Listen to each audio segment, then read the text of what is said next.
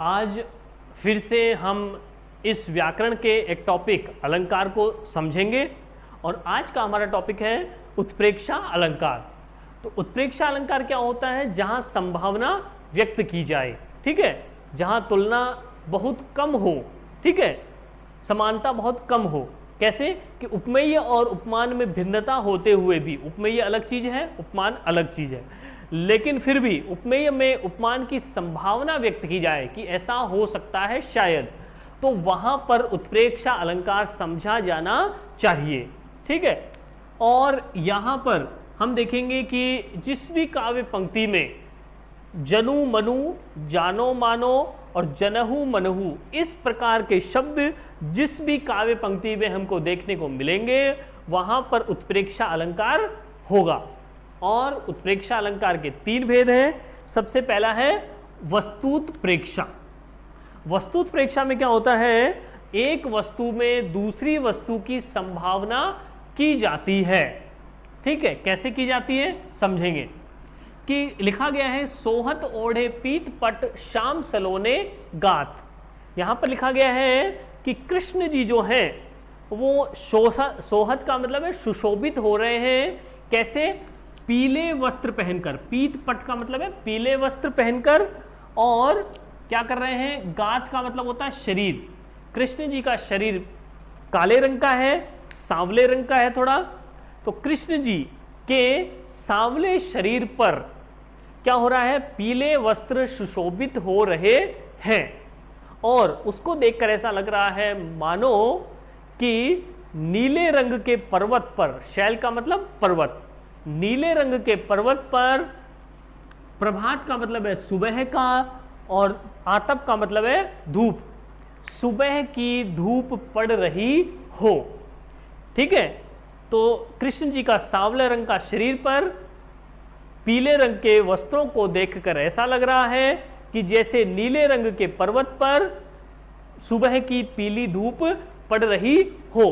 तो यहां पर इस काले शरीर की तुलना नीले पर्वत से की गई है और यहां पर ये जो धूप की तुलना यहां पर पीले वस्त्रों से की गई है, संभावना बताई गई है। नेक्स्ट हमारा है हेतुत्प्रेक्षा। हेतु का मतलब होता है कारण। जहां अहेतु में हेतु की संभावना की जाए, अहेतु का मतलब कारण नहीं है फिर भी जिसको कारण माना जाएगा तो वो हेतुत्प्रेक्षा कहलाएगा। कैसे कहलाएगा? लिखा है कि मनहु कठिन आंगन चली ताते राते पाए, कि कठोर आंगन पर चलने से उस नायिका के पैर कैसे हो गए हैं? वो बिल्कुल लाल रंग के हो गए हैं, लहू लुहान से दिखाई दे रहे हैं, प्रतीत हो रहे हैं। तो ये इन नायिका के पैरों का लाल होने का कारण क्या है? ऐसा माना जा रहा है उसके नायिका के पैर लाल किस कारण से हो गए हैं? धूप में चलने के कारण या कठोर आंगन पे चलने के कारण। लेकिन उसका वास्तविक कारण ऐसा नहीं है, बल्कि वो नायिका बहुत सुंदर है और उसके पैर पहले से ही बहुत ज्यादा सुंदर हैं, कोमल हैं, मुलायम हैं। तो इसलिए उसके पैरों के लाल होने का कारण कठोर आंगन नहीं है, फिर भी उसका कारण ये माना जा रहा है। तो इसलिए कारण नहीं हो फिर भी कारण माना जाए तो हेतुत्प्रेक्षा कहा जाएगा। नेक्स्ट हमारा अलंकार है फलोत्प्रेक्षा। फल, फल का मतलब होता है परिणाम। जो रिजल्ट है वो दूसरा है, लेकिन हम किसी दूसरे परिणाम को मान रहे हैं, तो जहां परिणाम नहीं हो फिर भी उसको परिणाम माने तो वो हमारा हो जाएगा फलोत्प्रेक्षा अलंकार, ठीक है। कैसे हो जाएगा? कि नित्य ही नहाता है क्षीर सिंधु में कलाधर। कलाधर का मतलब है चंद्रमा। चंद्रमा क्या करता है? नित्य रोजाना शाम को क्या करता है? निकलता है और फिर सुबह वो डूब जाता है, समुद्र के किनारे डूबता हुआ प्रतीत होता है, नीचे अस्त हो जाता है। तो हमको क्या लगता है? कवि ने ऐसी कल्पना की है कि जो चंद्रमा है वो उस सिंधु में डूब रहा है। क्यों डूब रहा है? ऐसा कवि ने माना है कि शायद उस सुंदरी, वो जो सुंदर नायिका है, उस नायिका के मुख की समानता पाने के लिए, जबकि ऐसा नहीं है। ठीक है, कवि ने क्या माना है कि वो जो चंद्रमा है उस सुंदरी के मुख की समानता को पाना चाहता है, वो भी नायिका के समान सुंदर बन जाना चाहता है, लेकिन वास्तव में ऐसा नहीं है। चंद्रमा का उदय होना और अस्त होना यह एक सार्वभौमिक सत्य है, निरंतर चलने वाला क्रम है। ठीक है, तो इस प्रकार से संभावना की जाती है जो सर्वथा सत्य नहीं होता है। तो इस प्रकार हमने समझे उत्प्रेक्षा के 3 भेद, वस्तुत्प्रेक्षा, हेतुत्प्रेक्षा और फलोत्प्रेक्षा। हमारा अगला अलंकार है विरोधाभास अलंकार। और विरोधाभास जैसे नाम से पता लग रहा है, विरोध का आभास होना। तो परिभाषा से समझेंगे कि जहां वास्तविक विरोध नहीं होता, बल्कि जहां विरोध का आभास होता है, हमको लगता है कि विरोध की स्थिति है जबकि ऐसा नहीं होता, तो उसे हम कहेंगे विरोधाभास अलंकार। कैसे? उदाहरण से समझेंगे कि सुधी आए सुधी जाए लिखा है, तो देखने में, एक बार ही देखने में हमको लग रहा है कि ये विरोध की स्थिति है। सेंटेंस गलत लिखा हुआ है कि सुधी आने की बात हो रही है कि सुधी जाने की बात हो रही है, पता नहीं चल रहा है। तो हम इसको क्लियर करेंगे कि सुधी आने से, सुधी का मतलब है किसी की याद आ जाने से। किसी की जब याद आ जाती है तो क्या हो जाता है, सुध बुध भी हम खो देते हैं। सुध बुध खो जाना, सुध बुध चली जाती है, हमें होश भी नहीं रहता, इतने हम पागल हो जाते हैं। अब हमें पता चला कि यहां विरोध की स्थिति नहीं है, केवल हमें क्या हो रहा है, विरोध का आभास हो रहा है एक बार उसको देखने से, लेकिन वास्तविक विरोध नहीं है। क्यों नहीं है? हमने समझा कि सुधी यानी याद आने से क्या हो रहा है, सुधी यानी कि सुध बुध चली जाती है, होश भी खो जाता है, इसलिए। ठीक है, नेक्स्ट हमारा 8 नंबर पे अलंकार है उदाहरण अलंकार। इसमें क्या होता है, उदाहरण दिया जाता है। कैसे दिया जाता है कि एक बात कहकर, कोई एक बात हम कह देते हैं, उसकी पुष्टि हेतु, उसको पुष्ट करने के लिए, उसको मजबूत करने के लिए कोई उदाहरण प्रस्तुत किया जाता है। और इसकी विशेष बात क्या होगी कि यहां इसमें इस प्रकार के कुछ हमको वाचक शब्द भी देखने को मिलेंगे। कौन कौन से? जो, जिमी, जैसे और यथा। ये 4 जो है इस प्रकार के वाचक शब्द हमको जहां भी जिस काव्य पंक्ति में देखने को मिलेंगे वहां उदाहरण अलंकार होगा। कैसे होगा समझेंगे कि सबे सहायक सबल के, सब लोग सबल के सहायक होते हैं। बलशाली जो व्यक्ति होता है, चाहे वो शरीर से बलशाली हो, चाहे वो धन से बलशाली हो, धनी व्यक्ति हो, तो उसकी सहायता सब लोग करते हैं, लेकिन कोई भी निर्बल की सहायता नहीं करता है। कमजोर व्यक्ति की तरफ कोई देखता भी नहीं है। ठीक है, तो बलशाली व्यक्ति के सब लोग सहायक होते हैं, लेकिन निर्बल यानी कमजोर व्यक्ति की सहायता करने के लिए कोई भी तैयार नहीं होता है। यह संसार का सत्य है। किस प्रकार? इस बात को हम उदाहरण के माध्यम से पुष्ट कर सकते हैं, मजबूत कर सकते हैं। कैसे?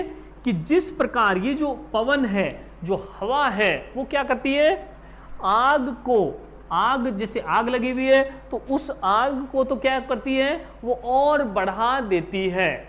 जैसे हवा लगेगी तो आग और बढ़ती जाएगी, लेकिन जो दीपक होगा उस दीपक की रोशनी कम होगी और उस दीपक की रोशनी को, उस दीपक को ये जो पवन है, ये जो हवा है, वो बुझा देगी। ठीक है ना? तो इस प्रकार हम कह सकते हैं कि जो बलशाली होगा उसके लोग सहायक होंगे, निर्बल जो होगा उसकी सहायता करने के लिए कोई तैयार नहीं होगा, बल्कि उसको दबाया जाएगा, उसका दमन किया जाएगा। तो हमने यहां क्या समझा कि कोई एक बात कही जाए, उसको पुष्ट करने के लिए कोई उदाहरण दिया जाए। तो इस प्रकार से ये हमारा उदाहरण अलंकार समाप्त होता है।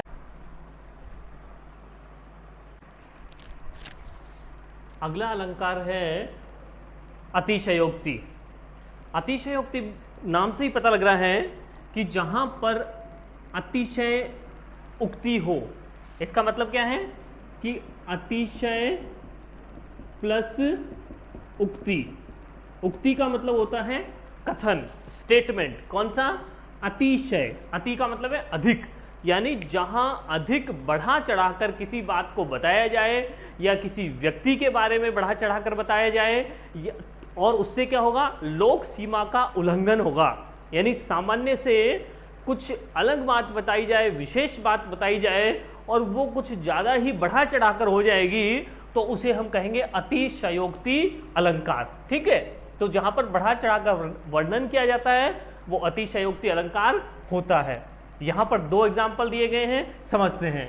पहला है कि जाऊं के न जाऊं यह सुनते ही प्रिय मुख बात, और धर की परे कर से वलय सूख गए तिय गात।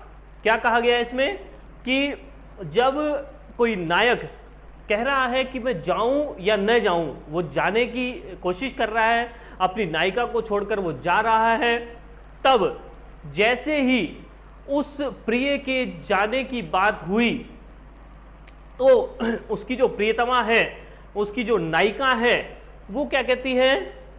जैसे ही उस प्रिय ने कहा जाने की बात को, तो उसकी प्रिय के मुख से जब वो जाने की बात हुई तो नायिका क्या करती है, उसकी क्या प्रतिक्रिया आती है, समझिए। नायिका क्या करती है? धर की परे कर से वलय। कर का मतलब है हाथ से, और वलय का मतलब है कंगन। उसके हाथ से कंगन निकलकर गिरने लगे और सूख गए तिय गात। ठीक है ना? गात का मतलब होता है शरीर, और उस स्त्री के, उस नायिका के क्या हो जाते हैं? उसका जो शरीर है वो सूख जाता है। दो प्रतिक्रिया हुई है, उसका शरीर सूख गया, बिल्कुल पतली हो गई वो, और उसके हाथ से कंगन भी गिरने लगे, यानी कि बहुत वो पतली हो गई है। उसके प्रिय के द्वारा उसको छोड़कर जाने की बात के कारण उसके ये जो स्त्री है, वो जो नायिका है, उसकी हालत बेहद ज्यादा खराब हो गई है। तो यहां क्या हुआ है? नायिका को दुख हुआ है प्रिय के जाने के कारण, लेकिन इस बात को अधिक बढ़ा चढ़ाकर कहा गया है। यानी नायिका को दुख तो हो सकता है कि नायक उसको छोड़कर जा रहा है, लेकिन इतना दुख, यानी तुरंत ही वह उसका शरीर सूख जाए और उसके हाथ बिल्कुल पतले हो जाएं, ऐसा क्षण भर में संभव नहीं है। कवि ने इस बात को बढ़ा चढ़ाकर, इस परिस्थिति को बढ़ा चढ़ाकर प्रकट करने के लिए ऐसा कहा है। तो बढ़ा चढ़ाकर जो कहा जाएगा तो इसे हम अतिशयोक्ति अलंकार मानेंगे। और दूसरा एग्जाम्पल है कि हनुमान की पूंछ में लग न पाई आग, और लंका सारी जल गई, गए निशाचर भाग। इसमें क्या हुआ है कि कहा गया है, कवि ने क्या कहा है कि हनुमान की पूंछ में आग नहीं लगी। ठीक है ना? जब लंकावासी जो थे वो सब क्या कर रहे थे? हनुमान को जलाने की कोशिश कर रहे थे, उसकी पूंछ को जलाने की कोशिश कर रहे थे। और कवि ने क्या कहा है कि परंतु उसकी पूंछ में आग नहीं लगा पाए वो सभी लंकावासी, और क्या हो गया? लंका, परंतु सारी जो लंका है वो जल गई और सारे निशाचर भाग गए। जबकि ऐसा नहीं हुआ था। क्या हुआ था कि पहले उस हनुमान जी की पूंछ में आग लगी, और हनुमान जी की पूंछ में आग लगने पर क्रोधित होकर उन्होंने पूरी लंका को जला दिया। लेकिन कवि ने क्या कहा है यहां पर कि बिना पूंछ में आग लगने पर ही सारी लंका जल गई, जो कि असंभव है, ऐसा नहीं हुआ था, ऐसा नहीं हो सकता। तो कवि ने इस बात को, इस प्रसंग को, इस दृष्टांत को बढ़ा चढ़ाकर वर्णन करने के लिए ऐसा कहा है कि बिना पूंछ में आग लगने पर भी लंका पूरी की पूरी जो सोने की थी वो जलकर नष्ट हो गई। तो किसी भी बात को जब बढ़ा चढ़ाकर कहा जाए तो वो कौन सी परिस्थिति हो जाएगी? उस परिस्थिति में अतिशयोक्ति अलंकार होगा। नेक्स्ट एक अलंकार है हमारा मानवीकरण।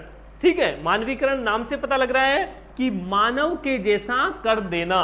मानव के जैसा यानी जो भी भौतिक पदार्थ हो, भौतिक पदार्थ मतलब जिनको हम छू सकते हैं, तो जितने भी भौतिक पदार्थ हैं या प्रकृति है, प्रकृति के अंदर क्या आता है? प्रकृति के अंदर सूरज, चांद, तारे, आसमान, बादल, नदियां, ये सब है। तो जब इन चीजों पर, भौतिक पदार्थों पर या प्राकृतिक पदार्थों पर जब मानवीय क्रियाओं का आरोप होता है, प्रकृति पर जब मानवीय क्रियाओं का आरोप होता है, तब वहां पर मानवीकरण अलंकार होता है। यानी कि कैसे होता है? जैसे मैं कहूं सूरज गुस्से में लाल है, तो ऐसा कैसे हो सकता है? कवि ने क्या कहा है कि सूरज जो है अत्यधिक गर्मी प्रदान कर रहा है, तो कवि ने क्या क्या कह दिया उसको कि गुस्सा कर रहा है। जबकि गुस्सा कौन करता है? ये मनुष्य का स्वभाव है, ये मानवीय क्रियाएं हैं। तो जब इस प्राकृतिक पदार्थों पर मानवीय क्रियाओं का आरोप किया जाए, उनसे तुलना की जाए, तो हमें मानवीकरण अलंकार समझना चाहिए। कैसे? यहां पर दो एग्जाम्पल दिए हुए हैं। पहला है उषा सुनहले तीर बरसाती, जय लक्ष्मी सी उदित हुई। यहां पर क्या कहा गया है? उषा। उषा का मतलब है सुबह है। सुबह का जो समय है ये प्रकृति के अंदर आ रहा है, प्राकृतिक चीजें हैं। तो ये कोई मनुष्य नहीं है, लेकिन इसकी उषा की, सुबह के जो वातावरण है, सुबह का जो समय है, इसकी तुलना किससे की गई है? कि ये क्या कर रही है? तीर बरसा रही है, सुनहले तीर बरसा रही है। सुबह का जो टाइम है, सुबह का जो समय है, बहुत अच्छा हमको लगता है, सुहावना लगता है। तो ऐसी कल्पना की गई है कि जैसे ये कोई स्त्री है, उषा को स्त्री है और ये सुनहले तीर बरसा रही है। ठीक है ना? तो इस प्रकार से जब किसी प्राकृतिक चीजों की तुलना जब मानवीय क्रियाओं से या मानव से करेंगे, तो हमें मानवीकरण समझना है। नेक्स्ट एग्जांपल है कि दिवसावसान का समय था और मेघमय आसमान से उतर रही, संध्या सुंदरी परी धीरे धीरे। तो क्या कहा गया है कि दिवस अवसान, दिवस का अवसान था। अवसान का मतलब है समाप्ति की ओर, यानी शाम का वक्त था, संध्या का समय था। और मेघमय, मेघ से भरे हुए, बादलों से भरे हुए आसमान से कौन उतर रहा था? संध्या सुंदरी, शाम हो रही थी। कुल मिलाकर कहने का मतलब है कि शाम का समय था, संध्या का समय था, और इतना सुहावना समय वो जब था, तो उस सुहावने समय की तुलना, उस संध्या की तुलना एक सुंदर स्त्री से की गई है। ठीक है ना?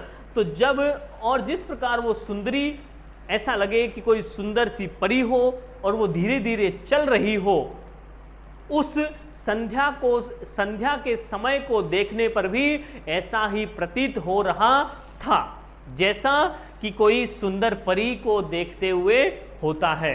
तो यहां पर एक सुंदर परी की तुलना संध्या से की गई है, शाम के समय से की गई है। तो यहां हम समझेंगे कि जितने भी प्राकृतिक चीजें हैं या भौतिक पदार्थ हैं, उन पर जब मानवीय क्रियाएं हम थोप देंगे, उन क्रियाओं का आरोप कर देंगे, तो वो मानवीकरण अलंकार होगा। तो इस प्रकार हमने कुछ प्रमुख अलंकारों के बारे में समझा। धन्यवाद।